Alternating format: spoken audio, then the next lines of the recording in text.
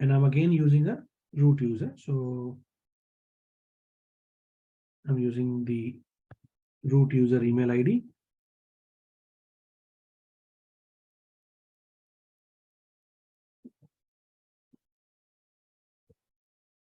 All right, so here I am.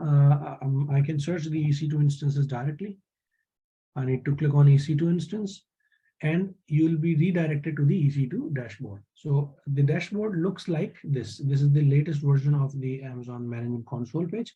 So the previous that I was mentioned on using the PPT, it was slightly modified, although most of the features are in this exactly same way. You can see that there are instances running, elastic IP, key pair, placement groups, snapshots, volumes, security groups, load balancers, instances, and dedicated hosts. These 10 resources are mentioned as a reference on this particular resource page under that EC2 dashboard page. And if you want to see that, if you want to launch a particular instance, so just click on launch instance. And what you need to do is you need to put some of the things that we have already discussed. First thing is the name.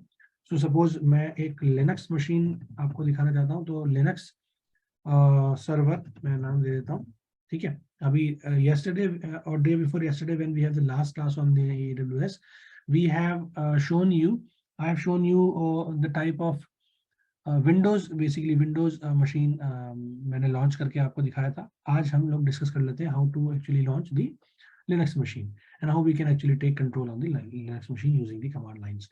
So this is basically the name that I choose as a Linux server, and I can choose the OS image, that is Amazon machine image, or अगर मैंने खुद की एक Amazon machine image create कर रखी है, then obviously I can choose that also. ठीक है. So because अभी फिलहाल के लिए जो डेमो मैं आपको दिखाना चाह रहा हूँ, तो I am not going to choose my own machine images. So just for a reference, I want a very basic Amazon Linux machine must be, configured as per the very basic pre-installed softwares.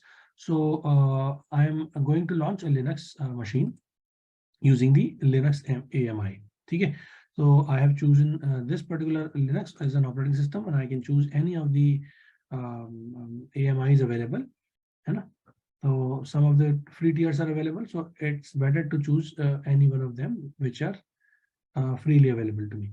Then you can see that Linux kernel AMI, that is the description, and AMI ID is this one, and we have the architecture that is 64-bit. If you want to choose 64-bit ARM, then also you can choose. Otherwise, you can leave it like x86 because it is most familiar to us.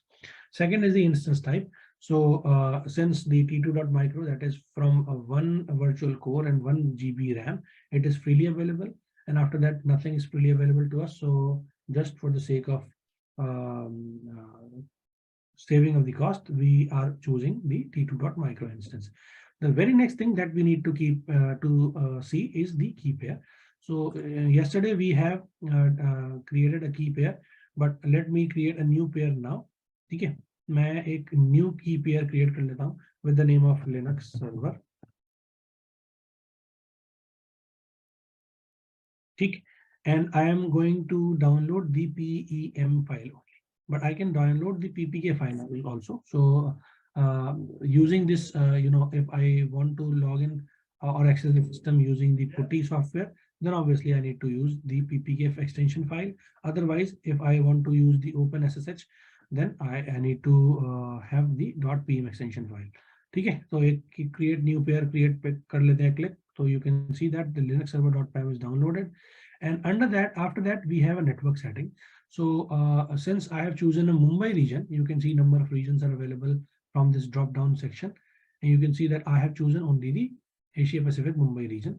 So in Mumbai, we have 3 availability zones. Let me show you AWS regions, infrastructure, and the availability zone in Asia Pacific. We have a Mumbai region. You can see that in Mumbai region. Yeah, where is Mumbai? Yeah, here is Mumbai. And you can see that under the Mumbai region, we have 3 availability zones, right? So out of these 3 availability zones, if we want to choose one particular zone, then how we can choose it? If we want to choose one particular zone, then we need to click on edit and choose it as per our demand. So there is no availability zone, you can see that, but the availability zones are associated with subnets, because under that one region we have 3 availability zones. So we have at least 3 subnets, all subnets, one subnet in each availability zone. So if you click on subnet, then you can choose, there are 3 availability zones. The availability zone AP South 1A, that is Mumbai 1A region, Mumbai 1B and Mumbai 1C. So you can choose any one of them. अगर मैं इनमें से कोई भी choose नहीं करता हूं तो Amazon बाय डिफॉल्ट मेरे बिहाफ पे इनमें से कोई भी एक चूज कर लेगा. बट इफ आई वांट कि स्पेसिफिकली मेरे को अवेलेबिलिटी जोन 1A में ही सिस्टम को लॉन्च करना है, then I can choose that. तो एक बार हम 1A चूज कर लेते हैं. ठीक है, नेक्स्ट टाइम जब मैं आपको कोई इंस्टेंस लॉन्च करके दिखाऊंगा तो I will not choose the subnet, और फिर हम देखेंगे कि इसका जो क्या बोलते हैं जो अवेलेबिलिटी जोन है वो बाय डिफॉल्ट Amazon मेरे बिहाफ पे चूज कर लेगा. And the next thing is we need to create a security group. Since yesterday or day before yesterday in the last class, we have created a security group for the Windows machine only. So now we are going to launch the Linux machine. So we need to update accordingly. So security group, rather than to choose the existing one, we are going to create it. और इसका नाम दे देते हैं हम Linux Server Security Group in short. ठीक, और यहाँ पर डिस्क्रिप्शन को हम ऐसे छोड़ सकते हैं. अदरवाइज अगर हम चाहते हैं कि इसका कोई डिस्क्रिप्शन देना है, then we can also give it. Suppose Linux server Linux machine. ठीक है, रिमोट या आरडीपी कर देते हैं ताकि हमें पता लग जाए कि हम आरडीपी के थ्रू इसको एक्सेस करना चाह रहे हैं यूजिंग एसएसएच, है ना. मतलब रिमोट डेस्कटॉप नहीं बोला जाएगा, बेसिकली एसएसएच बोला जाएगा. तो एसएसएच लिख देते हैं यहाँ पे. And then you can choose the security groups. So by default, चूंकि I have chosen a Linux machine, तो by default यहाँ पर क्या था, उसको remote पर लेने के लिए I will be needing the SSH protocol. So if I don't want, then I can remove it. Or if I want to add another rule, then also I can add another rule as well. So that is totally up to you कि हम actually क्या चाहते हैं. Since you can see that the SSH protocol is available, SSH type of the traffic is available at this particular site. So you can see it's associated with the TCP protocol and having a port range of 22. If you choose all TCP, then you can see the port range is from 0 to 65,535. If you choose the RDP only or HTTP, so you can see that the port range is 80. If you choose HTTPS traffic, then obviously the port range will be different. So you need not to keep in mind कि मेरा एक और traffic के लिए, हर traffic के लिए port range याद करनी है. No, it's not like that. It's automatically come, जो भी आप यहाँ से चूज करोगे ट्रैफिक, वो ऑटोमेटिकली पोर्ट रेंज आपको अलाउ कर देगा. So the traffic that is coming from HTTPS will be going to the port range of 443 for this particular case, right? तो ये आपको याद नहीं करना है. This is automatically comes with the system itself. Now हमें क्या करना था, हमें SSH प्रोटोकॉल को सिलेक्ट करना है. TCP रहेगा by default and port range is 22 and we are allowing the traffic from anywhere. And we can choose the source if we want to. अगर हमें कोई description theoretically add करना है, you can see that it's optional. So if we want to, for a reference, if we want to add something, then we can add. Otherwise, just leave it like that. And since we want to configure the storage, and you can see that up to 30 GB is freely available, and Linux machine is is using the minimum of storage space. So you can actually have 8 GB. If you want to get 16, then you can choose 16, or up to 30. It is free. Otherwise, let it be like 8 GB only. Yeah. And after that, we have certain settings in advanced details as well. So you can see that if I actually want to request the spot instances, if we want to purchase the option, and using these spot instances, some of the instances that are available at a slightly less cost, then we can choose from that, you know, using the request spot instances. तो हम यहाँ से भी इसको select कर सकते हैं. You can get the on demand price, है ना. जो भी minimum होगा हमें उसकी capping मिल जाएगी. And domain join directory, if we want to select, but since we don't have the domain join directory, so automatically यहाँ पर कुछ नहीं आएगा. Otherwise अगर हमारे पास होता तो automatically we can select that. अगर आप बनाना चाहते हो, then you can create it from there. And you have some existing IAM instance profiles, then you can choose any one of them. So you can see that I have not created any IAM instance profile. तो अगर मैं IAM instance को इसके साथ associate करना चाहता हूँ, then obviously I can associate with that. Host name is nothing but the IP name. If you want to create the resource name with the host name, so automatically you can choose that. Next is the instance auto recovery. Suppose due to any unforeseen situation, if the system won't be able, I won't be able to log in, and then and if I have some very crucial information on that particular system, तो मैं क्या चाहूँगा, मैं ये चाहता हूँ कि मेरा सिस्टम रिकवर हो जाए किसी और अवेलेबिलिटी जोन में, किसी और रीजन के अंदर. सो अगर मैं इसको इनेबल करता हूँ तो automatically I can select from the options that is default or disabled.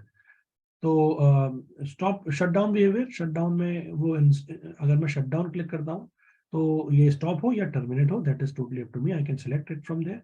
Hibernate के लिए आई कैन चूज इनेबल और डिसेबल. हाइबरनेट करना है या नहीं करना है. टर्मिनेशन प्रोटेक्शन इनेबल करनी है या नहीं करनी है. टर्मिनेशन प्रोटेक्शन अगर हम इनेबल करते हैं तो ऑटोमेटिकली अगर सिस्टम टर्मिनेट होता है तो you know if the system is terminated, then what happens, every single data that I have in that system will be lost, because it will be accessible to the Amazon web services only, and to get the access to the Amazon web services, it deletes every single data that we have kept. तो जो भी हमने download कराया, जो भी हमने कोई pre configuration install करी है, कोई भी डिपेंडेंसी इंस्टॉल करी है, basically every single thing will be deleted. तो अगर हम चाहते हैं कि किसी भी रीजन से टर्मिनेट ना हो मेरा इंस्टेंस, क्योंकि मेरा डेटा बहुत इंपॉर्टेंट है ना. एज ए डेमो यहाँ पर तो मैं इस चीज को इनेबल नहीं करूंगा, लेकिन अगर आप खुद से चाहोगे कि एक सिस्टम मैंने एक कंप्यूटर आपने सपोज एक ऑनलाइन क्लाउड पर लिया और वो कंप्यूटर आपका खराब हो गया और आपके पास दूसरा डेटा और कहीं पे है नहीं बैकअप के फॉर्म में, then automatically every single thing is lost. तो आप चाहते हो उस प्रोटेक्शन को इनेबल करना, then you can click on enable the termination protection. So in that case, if I want to terminate the instance, I'll not be able to terminate the instance directly. I need to follow certain steps, तब जाकर के मैं उस instance को terminate कर पाऊंगा. Otherwise ये terminate नहीं होगा, because I have enabled the protection in the launching time. Stop के लिए I want to stop the protection or enable or disable, so I can choose any one of them. If we want to monitor using the CloudWatch service provided by the AWS, then we can select the enable or disable. And if we want to have some credit specifications, तो इसको हम unlimited या standard रख सकते हैं. But I'm not going into very the detail because ये अभी फिलहाल के लिए आपके काम का नहीं है. And placement group, I have not created any placement group कि वो किस particular region में, किस particular zone में, किस availability zone के अंदर, किस security group के साथ associated हो. I've not created any placement group. But if I want to create the placement group, then obviously I can click here. EBS optimized instance, so we have chosen as disabled because इस case में automatically हमारा disabled ही रहता है ये optimized instance. Capacity reservation, we can choose any one of options available. Tenancy, we have seen that the shared to run a shared hardware instance. If we want to run the instance on a shared hardware, then we can use as a shared. And if we want a dedicated, because suppose the system that I'm going to deploy on a particular instance, the data must be kept very secure. So I don't want that my hardware should be shared with anyone. तो ऐसे case में हम एक dedicated instance लेना चाहेंगे. And since we are going to opt a dedicated instance, obviously we need to pay a good amount of using the service, because उस time पे वो हार्डवेयर केवल मैं ही यूज कराऊंगा. No one else is going to access this particular instance. That is why the cost is slightly more. And if we choose a dedicated host, then obviously to launch this instance on a dedicated host. तो अगर हम किसी एक dedicated host के ऊपर अपने instance को launch करना चाहते हैं, then also we can choose any of the options. But obviously these are not considered if you are going to study for a demo purpose, because we are going to know the basics of the Amazon Web Services. जब हम इसके ऊपर अपने system को install करेंगे, then obviously we need to look into that a little bit more. RAM disk ID, I have not created any RAM disk ID, so it's nothing shown in this particular section. Kernel ID, obviously, I have some of the kernel IDs that are by default available. So I'm not going to choose any one of them. You know what the kernel is. So if you want to choose the kernel, the basic base, so you can choose any one of them. And after that, we have some license configurations. this service role is not available to my user, so obviously I'm not going to discuss it now. Metadata, if we want to enable it so that we can access the metadata, we can also access the metadata version in version 1 and 2 or in version 2 only. And we have some tags also in metadata. तो अगर हम tag को enable करते हैं तो automatically we can enable and disable that. User data section is used for the metadata. तो जो आपको मैंने PPT के अंदर दिखाया था कि metadata के through भी I can configure all the settings according to the some some command kind of things. तो वो metadata को हम यहाँ पर put कर सकते हैं. तो automatically यहाँ पर जो भी मैं commands लिखूंगा, जैसे ही सिस्टम मेरा इंस्टॉल होगा तो वो प्री कॉन्फ़िगरेशंस जो इस यूजर डेटा के थ्रू मैं यहाँ पर दूंगा वो ऑटोमेटिकली मेरे साथ मेरे सिस्टम में वहाँ पर मिल जाएंगी. And on the summary side, you can see that the software image that I have chosen is Amazon Linux kernel 5.0.10. Virtual server type is T2.micro. Firewall security group, we have created a new security group, and we have associated one volume with 8 GB of memory. And you can see that it's free tier available. So 750 hours of T2.micro or T3.micro in a particular region. जहाँ पे T2.micro available नहीं है, वहाँ पर हम 30 GB storage के साथ 2 million input output request के साथ 1 GB ऑफ स्नैपशॉट्स के साथ और 100 GB ऑफ बैंडविड्थ को हम इसको फ्रीली इस्तेमाल कर सकते हैं अप टू 1 ईयर. ठीक है. तो now I am just clicking on the launch instance. ये बेसिक्स हमने सारी चीज डिस्कस कर ली है. What are the different things associated with the instance or the launching of the instance. Now the instance successfully initiated the launch of instance with the instance ID this one. So if I click on this instance ID, you will be able to see कि ये instance ID के साथ कौन कौन से parameters हैं वो आप एक tabular form में you can see it here. You can see the name that I have put is the Linux server. If I want to modify or I want to keep it in Linux or कोई भी नाम change करना चाहता हूँ, then I can choose it by renaming the name.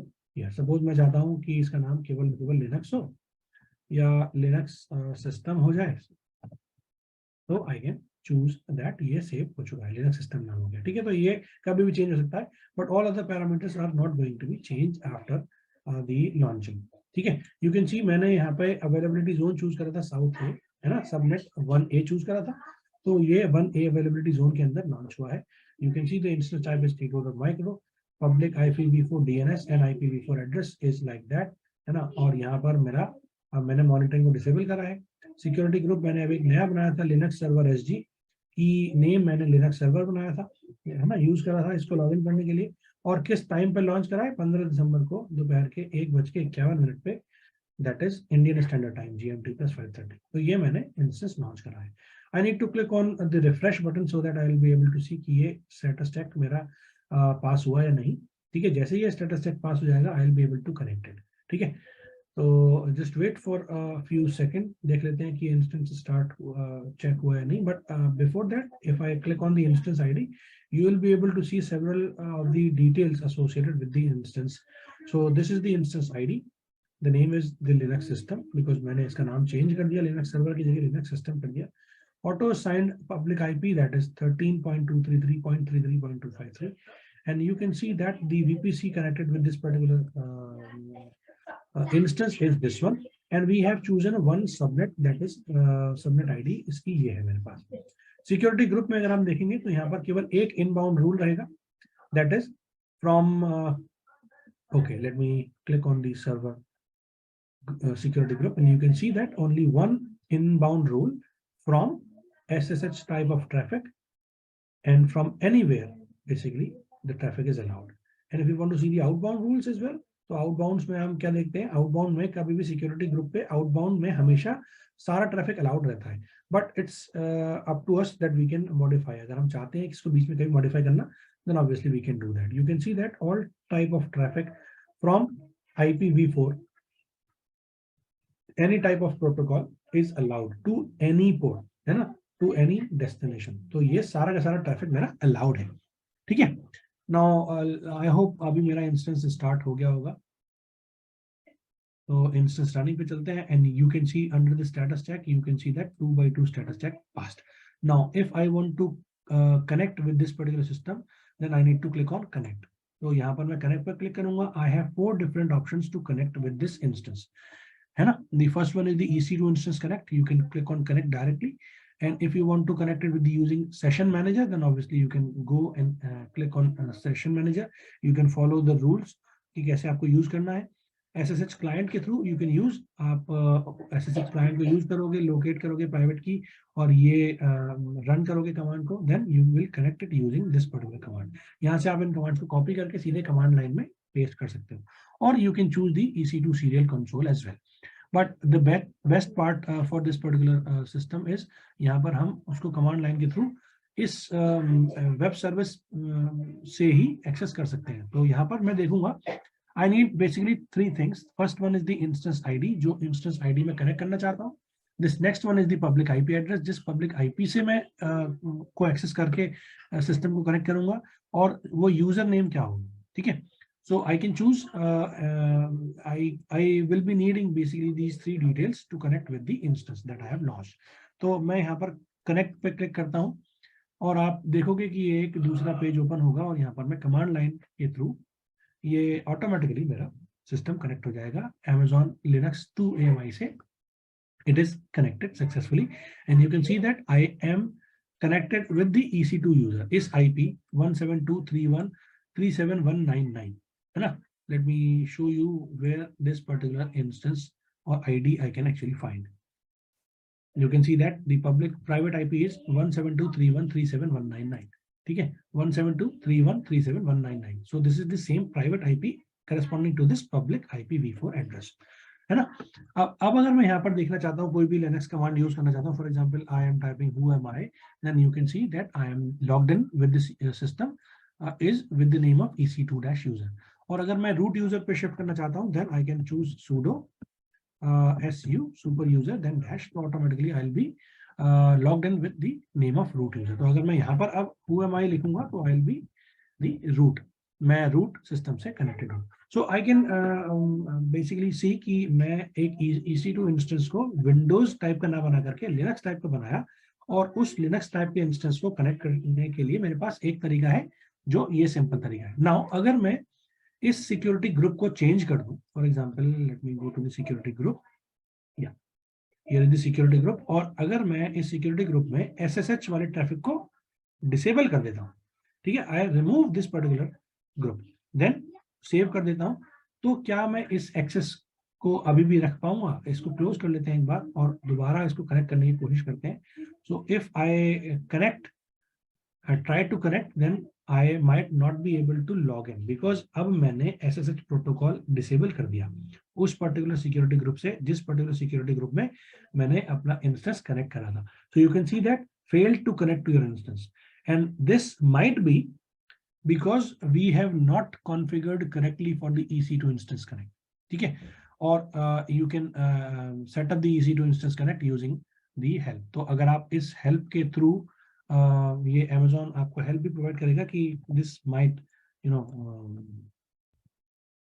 will be helpful for you to identify removal of this particular error. तो आप इस document को पढ़ करके इसके बारे में और जानकारी ले सकते हो. Obviously it's quite lengthy, so I'm not going to discuss it now, but yeah, the help from the Amazon side is also available from this particular docs.aws.amazon.com. ठीक है, और उसके अलावा आप जो भी सर्च करोगे, you can search and you can identify the kind of help that you were looking for. तो इस तरीके से we basically have some ways to connect with the instances. Now मैं फटाफट से इसको कर देता हूँ, inbound rules में ऐड कर देता हूँ SSH ट्रैफिक को, so that I can access it from anywhere, है ना. और मैंने इसको एक्सेस कर लिया. अब मैं अगर इसको अब कनेक्ट करूंगा, then I'll be able to log in. ठीक है, मैं उस सिस्टम को कनेक्ट कर पाऊंगा because I have allowed the SSH protocol to this particular instance. You can see that. ठीक है, तो इस तरीके से we can connect it. Otherwise we have another option as well. हमारे पास एक और ऑप्शन भी है जिसको हम बोलते हैं यूजिंग पुट्टी. तो पुट्टी सॉफ्टवेयर के थ्रू बेसिकली हम लोग सिस्टम को कनेक्ट कर सकते हैं. Let me give you very basic idea कि हम कैसे उसको कनेक्ट कर सकते हैं. So this is the PuTTY looks like. यहाँ पर मुझे एक होस्ट नेम और IP एड्रेस चाहिए होगा, and for that I need to connect it with the public IP. तो यहाँ पर मैं पब्लिक IP कॉपी कर लूंगा, and you can see that SSH connection के लिए 22 प्रोटोकॉल मेरा ऑलरेडी यहाँ आ चुका है. अगर मैं सीरियल चूज करता हूँ तो प्रोटोकॉल ऑटोमेटिकली चेंज हो जाएगा, बट SSH के लिए automatically I need to choose that IP address. Okay. Now what I need to do is I need to go to the connections and I need to click on SSH, and other than that I need to click on authorizations, and after that I need to go to the credentials part. So मुझे access करने के लिए system को दो चीज चाहिए, एक public की और एक प्राइवेट की। पब्लिक और प्राइवेट की का कॉम्बिनेशन है मेरे पास, जो .pam फाइल में मैंने उसको डाउनलोड करा है, बट पुटी रिक्वायर्स .pp की एक्सटेंशन। तो वो .pp की एक्सटेंशन कहाँ से आएगा, उसको डाउनलोड करने के लिए basically I need to go to PuTTY generator. ठीक है, तो पुटी जेन सॉफ्टवेयर के थ्रू, ये पुटी के साथ ही आता है ऑलरेडी, तो जो आप पुटी इंस्टॉल करोगे तो पुटी जेन ऑटोमेटिकली इंस्टॉल होगा। ठीक है, and there you need to put the load the private key, and वो प्राइवेट की मैंने किस नाम से बनाई है, I need to choose the all files, और ये डाउनलोड करी है मैंने लिनक्स सर्वर डॉट पैम। तो अगर मैं लिनक्स सर्वर डॉट पैम को चूज करूंगा, you can C successfully imported the foreign की,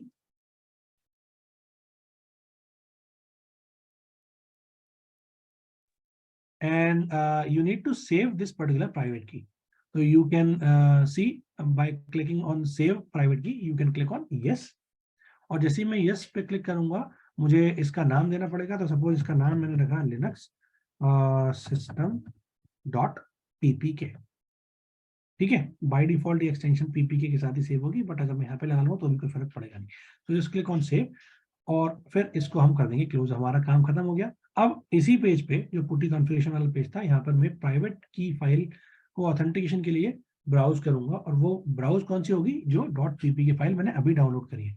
you can see that the date modified is 15/12/2022 at the time of 14:01, मतलब 2:01 में मैंने फाइल बनाई है, और अभी 2:01 ही हो रहा है। Just now we have created this .pp की फाइल। अगर मैं इसको ओपन करूंगा तो मैंने इसको पाथ दे दिया, and I need to click on open. तो यहाँ पर पुट्टी के थ्रू मैं सिस्टम को एक्सेस करता हूँ, यहाँ पर मुझे एक्सेप्ट करना पड़ेगा, and you need to type in कि आपको किस नाम से लॉग इन करना है। You can see that user name is by default EC2-user। तो अगर आप EC2-user लिखोगे तो automatically you will be logged in with the name of EC2-user। ठीक है, the same thing you can do जो हमने वहां करा था, who am I, that I am user, है ना, EC2-user। और अगर मैं चाहता हूँ मैं sudo su, बेसिक कमांड्स मैं बता रहा हूँ आपको, ठीक है, तो ये रूट यूजर से लॉगिन हो गया। अगर मैं अब बोलूंगा हु एम आई, तो मैं एक रूट यूजर से लॉगिन इस सिस्टम के अंदर। तो I have shown you two different methods, either I can connect it using the EC2 instance connect, or I can connect the EC2 instance using the putty as well. तो इन दोनों में से किसी भी तरीके से you can actually connect। तो exit कर लेते हैं, और ये टर्मिनेट हो गया। ठीक है, यहाँ तक कोई डाउट है आप लोगों को, क्या चीजें सारी क्लियर हो गई हैं? अगर हाँ तो हम आगे चलते हैं, अगर नहीं तो आप मुझे पूछ सकते हो। I can repeat once again.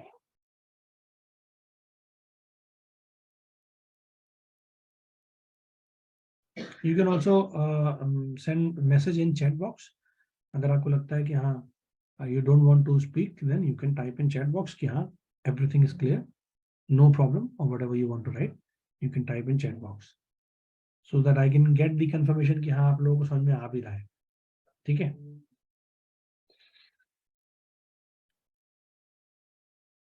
nobody is willing to say anything or type in chat box.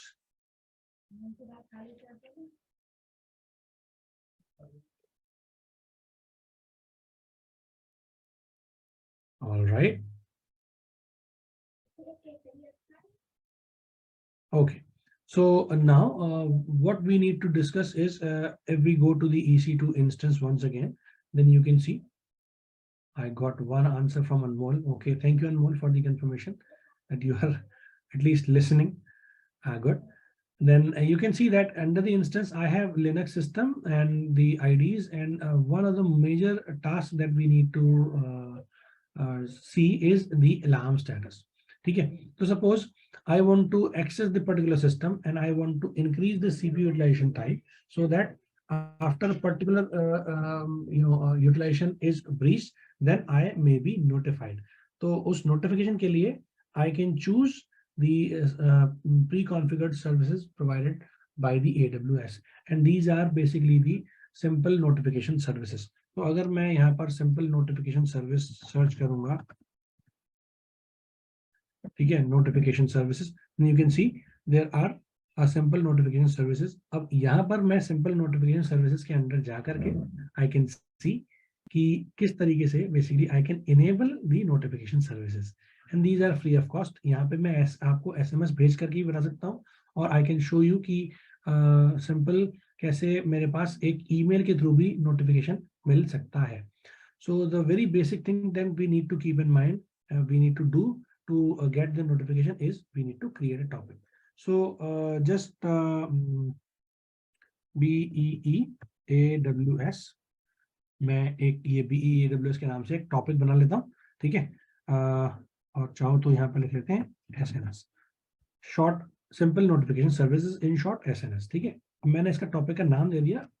अब अगर मैं अगले टॉपिक पे जाऊंगा तो यहाँ पर मेरे पास बहुत सारे ऑप्शन पूछेगा, is it first in first out और इट्स इन स्टैंडर्ड। तो बाय डिफॉल्ट हम स्टैंडर्ड चूज कर लेते हैं क्योंकि हमें हाई थ्रूपुट नहीं चाहिए, है ना, एग्जैक्ट वन मैसेज डिलीवरी नहीं चाहिए, ठीक है। स्टैंडर्ड चूज कर लेते हैं and then we can choose display name. तो ये ऑप्शनल है, you can choose anyone, otherwise you can leave it like that. Encryption के लिए मेरे पास ऑप्शन है, अगर मैं चाहता हूँ कि मेरा मैसेज एनक्रिप्टेड फॉर्म में जाए तो यहाँ पे मैं एनक्रिप्शन को इनेबल कर सकता हूँ। I can assign the attach the policy, access policy की कौन एक्सेस कर सकता है। तो अभी फिलहाल के लिए जो पॉलिसी है by default it allow the topic owner can access this particular topic. तो ये जो टॉपिक मैं बना रहा हूँ, ठीक है, इसको केवल और केवल मैं एक्सेस कर सकता हूँ। अगर मैं चाहता हूँ कि कोई भी एक्सेस कर सके तो जिसका भी AWS का अकाउंट होगा, अगर मैं एवरीवन कर दूंगा तो ऑटोमेटिकली ये अलाउ करेगा सारे सोर्सेस को, ठीक है। लेकिन अगर मैं इसको चूज करूंगा, ठीक है, तो यहाँ पर ये केवल और केवल सोर्स ओनर को ही अलाउ करेगा, ठीक। Then who can subscribe to this topic, तो ओनली द टॉपिक ओनर, या फिर मैं किसी को भी सब्सक्राइब कर सकता हूँ। तो ऑटोमेटिकली अगर मुझे किसी को ईमेल भेजना है या एसएमएस भेजना है देन आई कैन चूज कि एसएमएस या ईमेल किधर भेजना है। Next is the data protection policy. अभी मैंने by default only the topic owner कर रखा है क्योंकि I am going to show you with the जो भी मेरे पास एसएमएस आएगा, ईमेल आएगा, वो मैं अपनी ईमेल आईडी पे ही मंगा लूंगा। Next is the data protection policy. So we have two configuration modes, basic and advanced, है ना। We are not going to discuss in detail. Delivery rate policy कि कितने number of retry करने हैं, 3, and if we want to modify it, then obviously we can change it. Otherwise, leave it like that, ठीक है। उसके बाद delivery हो गया, डिलीवरी स्टेटस लॉगिंग। तो आप देख सकते हो अगर मुझे इनमें से कोई भी सर्विसेज चूज करनी है, सक्सेस रेट कितना होना चाहिए, किसी IAM रोल के साथ एसोसिएट करना है, then I can choose the topics.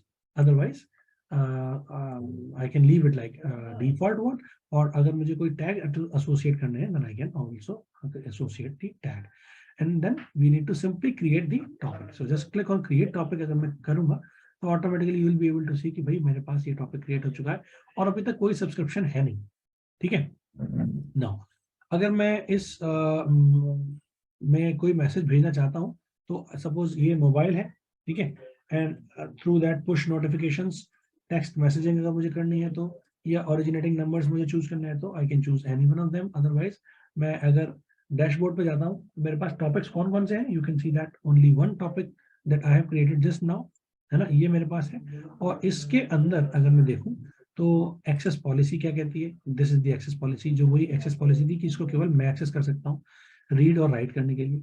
Data protection policy मैंने कोई चूज नहीं करी है ना। डेटा रिट्राई पॉलिसी मैंने ये बाय डिफॉल्ट चूज करी है, जिसमें 20 मिनिमम डिले टारगेट है और नंबर ऑफ रिट्राइज कितने हैं, 3 है, ठीक है। डिलीवरी स्टेटस लॉगिंग कितनी है, वो मैंने कोई चीज चूज नहीं करी है। एंड सोने सारी चीजें जो है यहाँ पर आ गई हैं। एनक्रिप्शन मैंने नहीं लिया है और टैग्स भी मैंने कोई नहीं लगाए, ठीक है। अगर मैं कोई भी चीज ऐड करना चाहता हूँ then I can add accordingly, ठीक है। नाउ अगर मैं एडिट करना चाहता हूँ then I can click on edit, और यहाँ पर मैं अपने चीज अपनी इस पॉलिसी को या इस टॉपिक को एडिट कर सकता हूँ। Now what I need to do is I need to click on text messages, ठीक है। और टेक्स्ट मैसेज के लिए मुझे क्या करना पड़ेगा, मुझे बेसिकली एक तरीके से फोन नंबर को ऐड करना पड़ेगा। And to add the phone numbers, basically what we need to do is we need to subscribe numbers to topic। तो सब्सक्राइब करने के लिए we need to basically the account is in the SMS sandbox Asia Pacific Mumbai, you can deliver the registration number you have verified below, okay। So I need to click on the subscribe numbers to topic। यहाँ पर topic का ARN क्या है, मैं कोई भी चीज choose कर सकता हूँ क्योंकि मैंने ये ARN बनाया था अभी BEEAWS SNS के नाम से। And then you can choose protocol कि मैं SMS करना चाहता हूँ या ईमेल भेजना चाहता हूँ।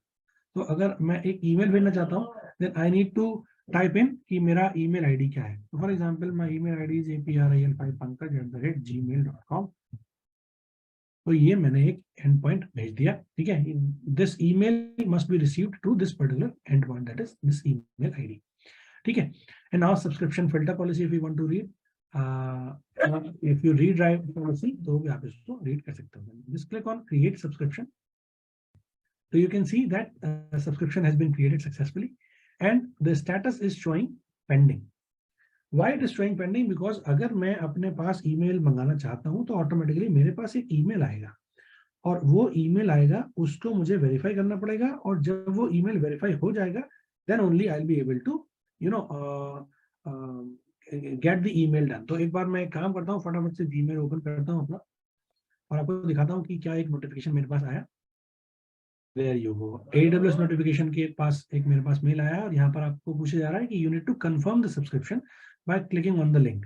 तो अगर मैं इस लिंक पे क्लिक करूंगा तो यहाँ आप देख सकते हो सब्सक्रिप्शन इज कंफर्म्ड. और अगर मैं अब SNS पर जाता हूँ और इसको रिफ्रेश करता हूँ तो ये कंफर्मेशन अब पेंडिंग की जगह कंफर्म हो जाना चाहिए status. You can see that it is confirm now. क्यों? क्योंकि मैंने अब सब्सक्रिप्शन को यहाँ पर कंफर्म कर लिया. ठीक है. एंड आफ्टर द कंफर्मेशन अब मैं अब कोई मैसेज अपना भेज सकता हूं. तो अभी तक अगर मैं कोई मैसेज भेजता तो मुझे मैसेज नहीं मिलता क्योंकि ईमेल आईडी मैंने कंफर्म नहीं करी थी. But since I have confirm now I can actually send the messages. तो टेक्स्ट मैसेजिंग पे चलेंगे और पब्लिश टेक्स्ट मैसेज पे करते हैं क्लिक. ठीक है. अच्छा सॉरी, डैशबोर्ड पे चलते हैं, टॉपिक्स DNS और यहाँ पर आ रहा है पब्लिश मैसेज. तो अगर मैं चाहता हूँ कोई भी मैसेज को पब्लिश करना, तो suppose test message from AWS SNS. ठीक है. तो ये मैंने सब्जेक्ट की लाइन दे दी और यहाँ पर मैं कोई भी मैसेज दे सकता हूँ कि this is the test message from AWS SNS services. ठीक है, ये मेरे मैसेज की बॉडी होगी. ठीक. और अब मैं अगर मैसेज सेंड कर दूंगा तो I will be able to see कि मेरे पास एक ईमेल आएगा थोड़ी देर में. ठीक है. You can see that the email has arrived and this is the test message from AWS SNS. ये मैंने क्या बोला था? ये मैंने रखा था अपने टॉपिक का नाम, सब्जेक्ट का नाम. ठीक है. जो टेक्स्ट सब्जेक्ट था वो सब्जेक्ट क्या था? Test message from AWS SNS. और जो मैसेज की बॉडी रखी थी मैंने, वो बॉडी रखी थी this is the test message from AWS SNS services. तो इस तरीके से I can actually get the notification from the AWS कि हाँ भाई मैं अपना एक सिस्टम से अगर मैसेज या ईमेल भेजना चाहता हूँ तो आई can choose the emails or the SMS simple notification services from the AWS. तो AWS मेरे behalf पर ईमेल भेज सकता है. यही सेम चीज मैं SMS के थ्रू भी कर सकता हूँ. अगर मैं SMS पे जाऊंगा, ठीक है, then what I need to do is I need to publish text message. तो वो किस नंबर पे भेजना है वो नंबर मुझे यहाँ पर, लेकिन पहले मुझे नंबर को इंसर्ट करना पड़ेगा. तो यहाँ पर चलते हैं टेक्स्ट मैसेज पे, सब्सक्राइब नंबर टू टॉपिक, है ना. टॉपिक का ARN ये है और नंबर मैं कहूँगा ऐड करने के लिए. तो I need to add my number India and तो इस नंबर को मैंने चूज कर लिया. चूज एनी लैंग्वेज, तो इंग्लिश चूज कर लेते हैं US की. And then click on add phone numbers. मेरे मोबाइल पर एक SMS आएगा और उस SMS को मुझे यहाँ पर इंसर्ट करना पड़ेगा क्योंकि मैं सब्सक्राइब करने के लिए कंफर्मेशन, या I got the SMS that is 445208 445208. And if I verify the phone number, you can see that the number has been verified. अब मुझे सब्सक्रिप्शन क्रिएट करना है. तो क्रिएट सब्सक्रिप्शन के लिए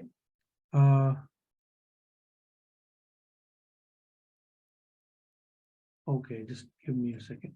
Dashboard, topics, SNS, publish message.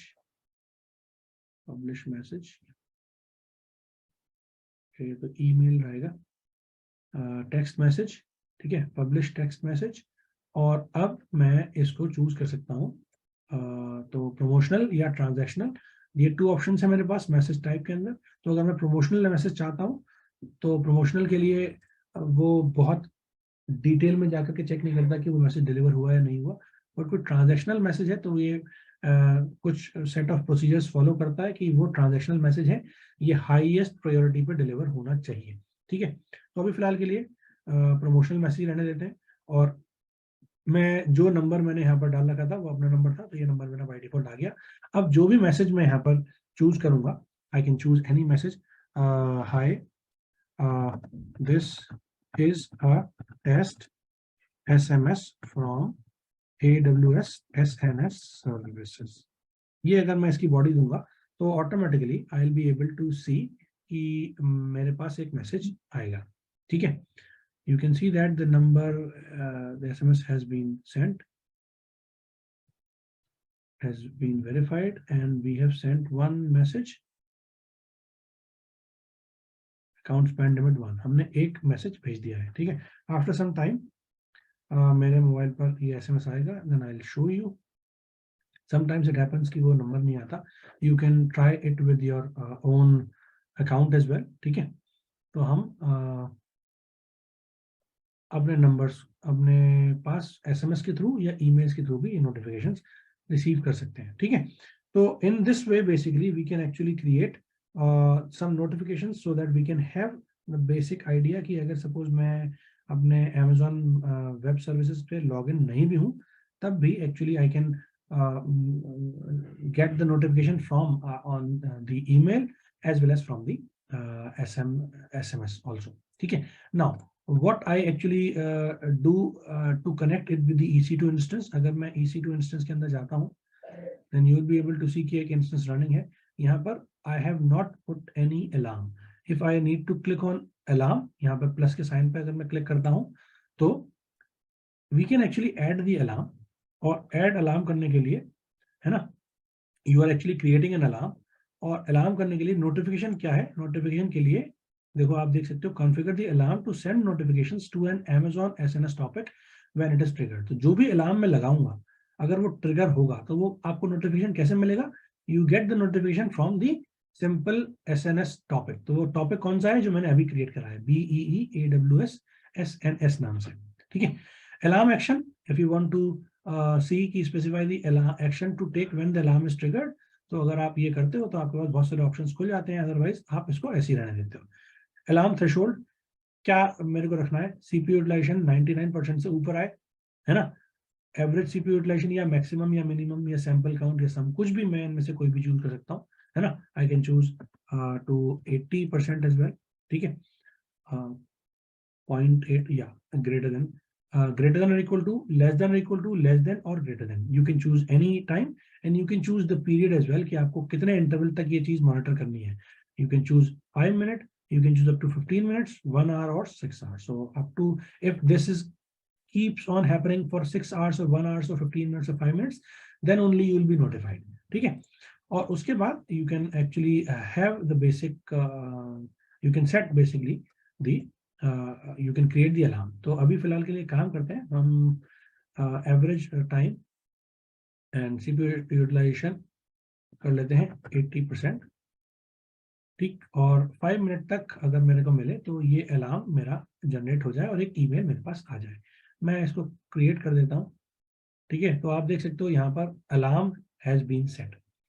अब अगर मैं अपने इस इंस्टेंस का यूटिलाइजेशन टाइम बढ़ाता हूँ तो ऑटोमेटिकली क्या होगा, इस यूटिलाइजेशन टाइम अगर 80% से ज्यादा हो जाएगा तो automatically I will be notified on my email ID. इस पर मेरे पास एक मैसेज आ जाएगा। अब उसका यूटिलाइजेशन टाइम बढ़ाने के लिए I can search how to increase CPU utilization time।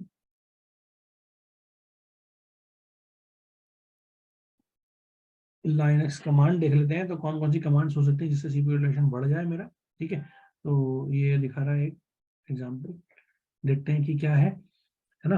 2-3 commands होंगी। ठीक है, if you follow then we can have, if you follow this particular thing then we can actually get. तो अगर एक बार चेक कर लेते हैं सॉरी, एक बार EC2 के इंस्टेंस को कनेक्ट करके CPU यूटिलाइजेशन बढ़ाने की कोशिश करते हैं।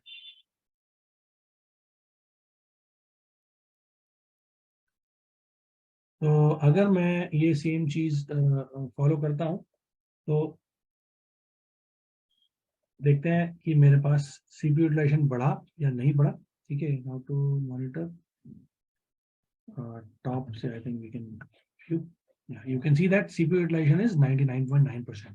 ठीक है, and when it goes to more than 90%, यही हमने अपने इस अलार्म के थ्रू लगाया है ना। अलार्म में जो चीज मेंशन करी है वो ये करी है कि हमारा वन अलार्म एक लग चुका है। अब जैसे ही ये ट्रिगर हो जाएगा, क्योंकि 5 मिनट का टाइम मैंने मेंशन करा है, तो it takes minimum of 5 minute कि 5 मिनट तक वो एवरेज बेसिस पे 99% से ऊपर अगर रहता है तो ऑटोमेटिकली 80% से ऊपर रहेगा, मेरा ट्रिगर हो जाएगा और आई will be notified in the email section. तो एक बार 2-3 मिनट तक वेट कर लेते हैं कि जैसे ही CPU यूटिलाइजेशन मेरा बढ़ जाएगा वैसे ही I will be notified on the email side. ठीक, इस चीज को चेक करने के लिए I can go to the cloud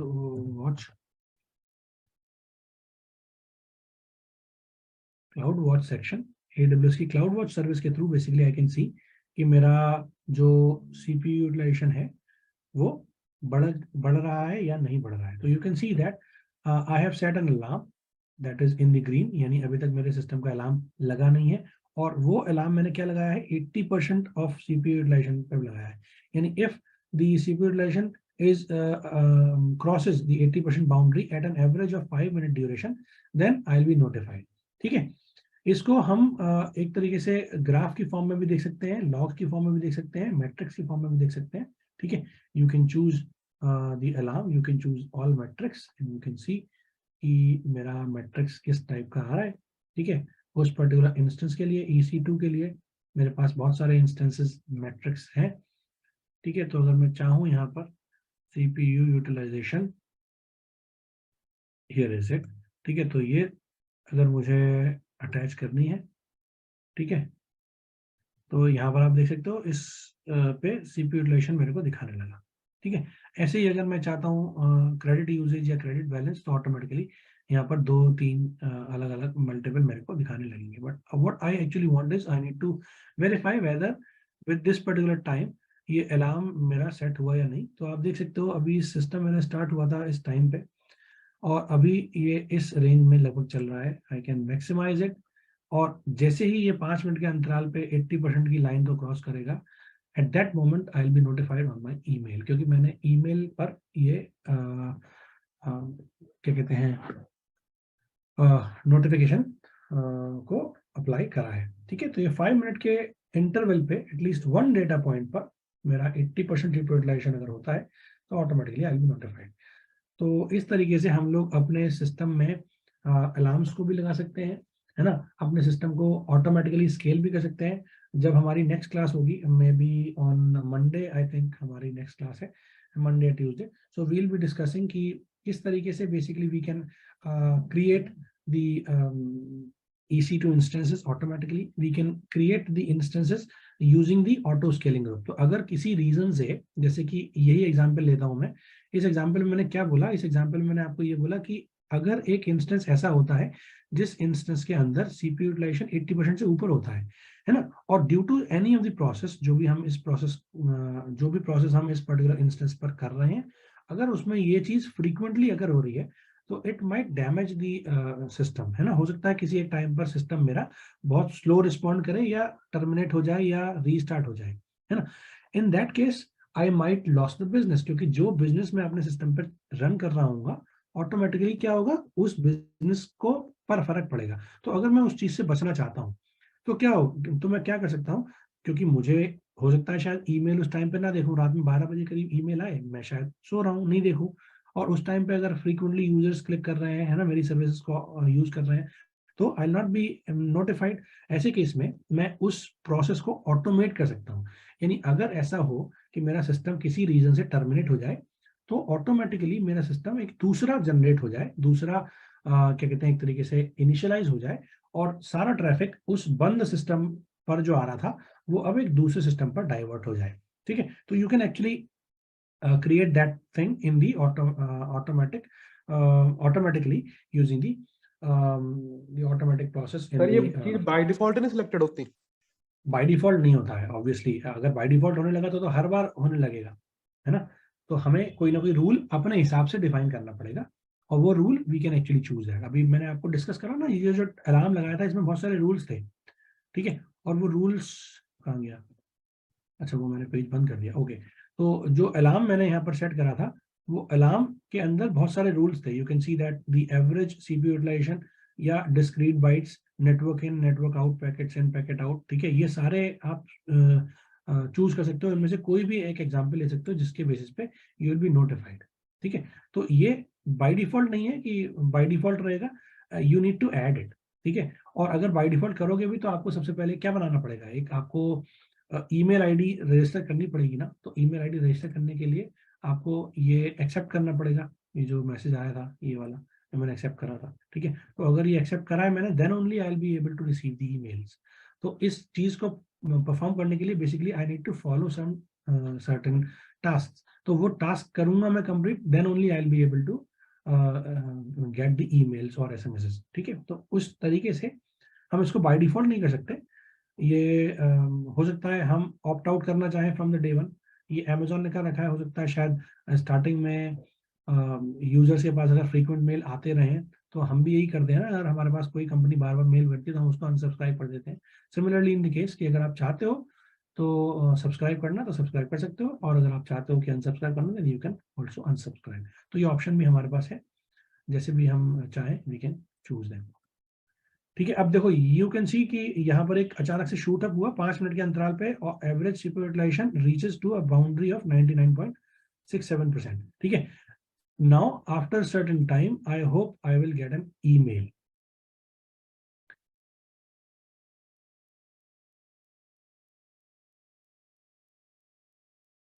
and I will get an email just to confirm कि हाँ भाई आपका सीपीयू यूटिलाइजेशन एक पर्टिकुलर बाउंड्री क्रॉस कर गया है, ठीक है। ड्यूरिंग दैट टाइम मैं एक काम करता हूँ, फटाफट से आप लोग की अटेंडेंस ले लेता हूँ। सर एकदम से सीपीयू यूटिलाइजेशन 99 कैसे हो गई? 99 ऐसे हुई क्योंकि मैंने यहाँ पर एक कमांड रन करी है ना, यही सर तो मैंने बताया मिस था कर आपको, दिया।